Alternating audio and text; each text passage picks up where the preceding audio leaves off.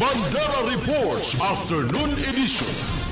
Pinangunahan kahapon ni Barm Chief Minister Abdul Rauf Magkakuwa ang oath-taking ceremony ng mga Iranon mayors ng Iranon Development Council na ginanap sa Iranon Palace sa Parang, Maguindanao del Norte.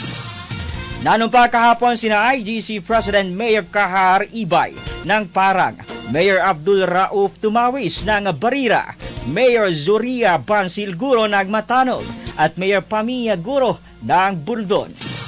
Ayon kay Magkakuwa, ang kanilang panunumpa ay simbolo ng pangako para sa kapayapaan, kaunlaran at moral governance sa buong Iranon Corridor. Bilang dating governor ng Maguindanao del Norte, batid ni Magkakuwa ang mga magagandang programa ng mga Iranon mayors para sa kanilang mga kababayan.